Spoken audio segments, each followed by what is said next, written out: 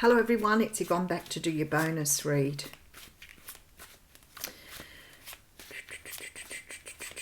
It's a bit of a lazy start to the day because it's turning cool here in Australia, although it's supposed to be a warm day today, but it's a little bit cooler now. So it's sort of a bit of a shock to the system. I normally get up, well today it was 20 past 4 and I put one leg out the bed and I was like, nah, back into the warmth.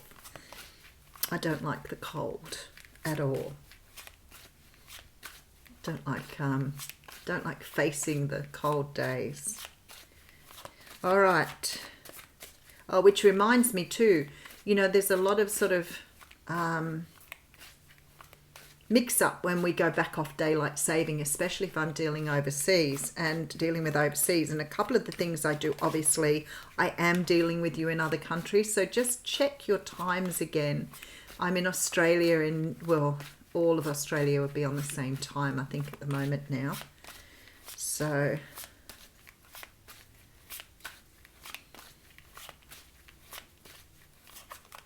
but on daylight saving, we're a little bit out of whack with the other states. Not all states have daylight saving, but we're all back to the same times now. Just check. All right, let's get into this. I'm going to use the Rider-Waite Tarot here. And we have the beautiful Six of Cups coming through. The Six of Cups The Six of Cups is a card that talks about nostalgia, remembering, going back to the past, revisiting. I always say, like, the past is really beautiful in terms of your memories, you know, especially if you're thinking back to childhood, which it appears this card is about. Remembering childhood, but also perhaps remembering some of the energies you felt in childhood. It's that whole thing of, you know, things didn't worry you, things didn't trouble you, you didn't worry about taking risks. All of those things that sit now in your ego that limit you from what you do. And I heard them talking about this on, if you haven't watched the channel, the Wu Wei Wisdom. I really like to watch them on there. He comes from a Taoist perspective and she's a psychologist, and they have a really nice sort of way of explaining things, and they're sometimes quite different in the way they see things, which is really cool. I really enjoy that. But they were talking about our memories of childhood and how we sometimes process things from when we were young.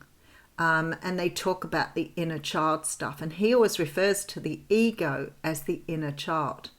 And I guess I've always related it back to that, but I've never thought of that concept until yesterday in a very different way. When you're a child, you really don't have much of an ego. Your ego is taught to you. It's taught to you by the people around you. So if I have a fear of spiders and I implant that on you, you may grow up thinking you have a fear of spiders. It's very easy to imprint the mind of a child. Very, very easy. So if you're telling a child they're not good enough, you're telling a child that they won't be able to do something, even if it seems out of the ballpark for you, even if it seems ridiculous, if you tell a child they can't do it, they will grow up thinking they can't. Now, maybe you're sitting there going, oh, well, you know, maybe they can't. Well, even if they can't, even if you think they can't, unless it's going to do danger to them or hurt them in some way, you should always encourage a child to be the best possible version of themselves. If you tell them they're horrible, lazy, whatever you're doing, you know, if you're telling a child often enough, it becomes part of their own belief system. So many of us as adults have taken a lot of that stuff on board, which means that we then limit who we are. We can't be the best possible version of ourselves because we're still carrying around this inner child that believes we can't. So when he was talking about it yesterday, I really thought about that, and I thought, yes, the inner child is the ego. It's the really easiest, best way you can see an ego. If you're insecure, you might project a very confident attitude, but sometimes that confidence can be seen as arrogance, but it's an overcompensation for that. So when I see this card, I think that's very much reminding us that it's really nice to go back to the nice memories we had when we were a child, but it's also saying to us we need to be aware of that childlike energy, because we can still work with that. We can still bring that forward. You are still able to do things. You're never too old. You're never too, poor. You are never too anything. And do not think that way. That's limiting beliefs. I hear those when I look at this card. I hear the things, money doesn't grow on trees. Who do you think we are? Rothfeller? Whatever it was. And I think about all those things you're told as a child, and then it becomes a limitation for you around your finances. So that's what I see when I see that. There is something going on here. This is really like bang energy right here. There is something here being brought up from your childhood here. Something that you are now facing, that you are realizing is part of that ego energy. You may be processing some of the negative things that happened to you as a child. This is all part of the twin flame journey. So when you meet someone who creates some sort of, I want to say, tower moment within you, some sort of realization that you have issues that you've been carrying around for a long time you're dealing with. They may not show up that way straight away, but you start to realize as you move along the path in the journey that you are carrying a lot of stuff that does not belong to you. A lot of other people's beliefs, maybe hatred, maybe sometimes love. But whatever you're carrying here, it's being brought to the surface to deal with. And because of that, you have some sort of choice to make here in order to bring in a wish fulfillment. I want to investigate that further. All right, something is coming in here. There may be, I just talked twin flames, haven't I? There we go. Okay. All right, you possibly are dealing with someone who could be a Capricorn, Taurus, Virgo. Nine of Pentacles. Somebody's coming towards you here because they've seen you as being abundant. Somebody wants to be your partner. That's what I would say here. Somebody wants to partner with you because they've seen you flourish. They've seen you grow. They see you as their abundance. Something they want to work with. Something is happening here because there's some sort of divine intervention coming through.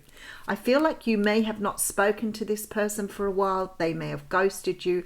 Look at this person looking back at the Lovers. This person has regrets, remorse. This person wants to communicate. There is a wish fulfillment coming through after some sort of decision here. And I feel like for many of you, it's about letting something go here from your childhood. Letting emotions go, sort of working with some sort of release here, I want to say. But it's a choice you're making to put you on that pathway for your wish fulfillment. All right. There we go. I can finish the reading right there. We have the Star coming through. Some of you may be dealing with an Aquarius. The Star card talks about fate, destiny, something pre-written on your path. It's also about healing. So it's not just about having faith. It's about you healing something so that you're in line with what you're destined for, which makes absolute sense when you put it up against that mini read. Something that you've been working towards here.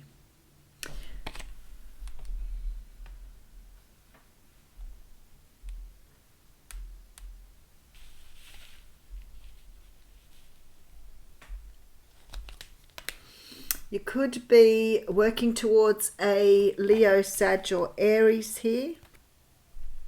Someone perhaps you left behind due to some sort of conflict. You may have walked away from this person because you knew it was the best thing for you. So you may have realized here that it was the best way to go because you've created a new pathway, or you're currently creating a new pathway. Your person has seen this now too. Your person has recognized some sort of energy here, some sort of destiny. They are really focused on what is ahead of them here. Very much so. Whoever this person is on your path, you've had some sort of falling out with them here. Because this is the card of walking away from something. Now, not necessarily wanting to walk away from them. But it can also be the card of winning at all costs. So it could have been your person did this as well. But somebody has walked away from somebody here, feeling great that they felt powerful enough to do that. But actually understanding now that there's some regret here.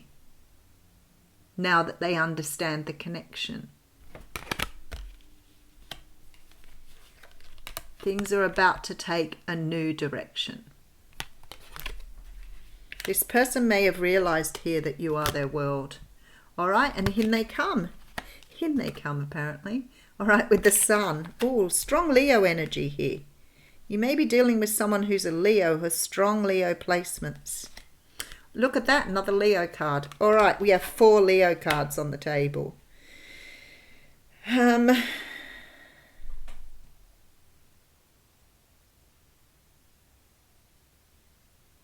This person really does see now that you are something incredibly special here. But I do feel that they are starting to understand their own value here too. Because this person is getting into that childlike energy that we saw at the beginning, releasing the ego. They've tamed some sort of inner energy here with the Strength card. They may have done a bit of shadow work here. But this person's feeling very passionate and very, very, very driven. All right. Okay, so we have the Hermit card coming through with the 6 of Wands, Victory card, and the Temperance. Beautiful. Again, with quite a few major arcanas here. So we have 1, 2, 3, 4, 5 major arcanas out of 10 cards. And a significator. Oh boy. Okay. Somebody has worked towards something here. They have worked towards the sun energy here. This person may have been really focused on getting their own life into balance. That may have been around healing, about becoming a better person, but I also feel like it's in the 3D world as well, because this card is here. So there's some sort of energy that somebody's been working on their inner and their outer world to bring themselves into this energy, this high vibrating energy. The Temperance talks of divine timing. It talks about everything being in its right place in order to achieve this. When I look at the Strength and the Sun card together, I feel like somebody has really brought themselves right out of a dark place. I feel like whoever this is, most likely already was quite a high vibrating person. They may have already been quite spiritual, quite in tune, but I feel like they may have put that aside to do the healing work.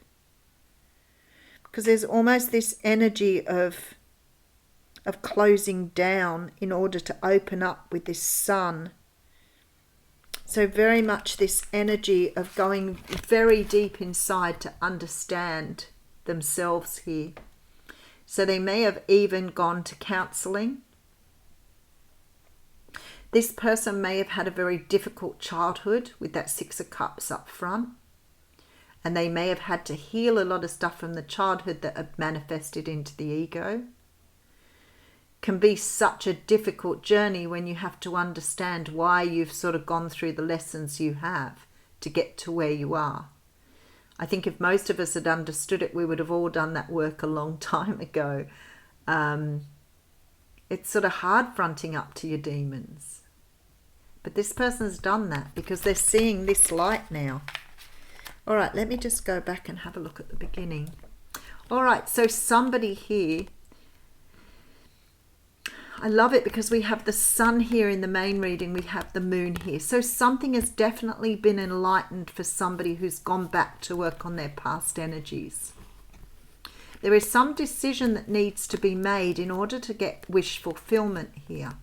Now, the decision could be about working on your childhood if you're at that point, or understanding what you're doing on this journey. What are the lessons you're learning? There's communication coming in from someone who was not communicating before. This person has realized the connection here. I feel like your person now feels ready with this King of Pentacles. They're feeling really grounded. They're standing in their own power. They see you. They see you high vibrating with that Nine of Pentacles. They see you here because they know that this is a union that could be very abundant. And I feel like with the Temperance card here, it's time.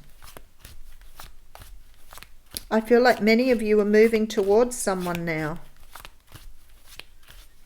I think we've lessened the weight of the world by relieving ourselves of that past ego energy.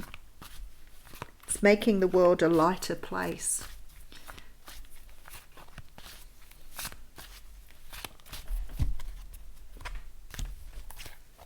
Right, manifestation. You've been patient here. You've been very patient. But instead of wasting your time waiting, you've put it into your own healing. And that was exactly what you were meant to do. Oh, I have the card of courage. Very, very nice. Number 1 energy.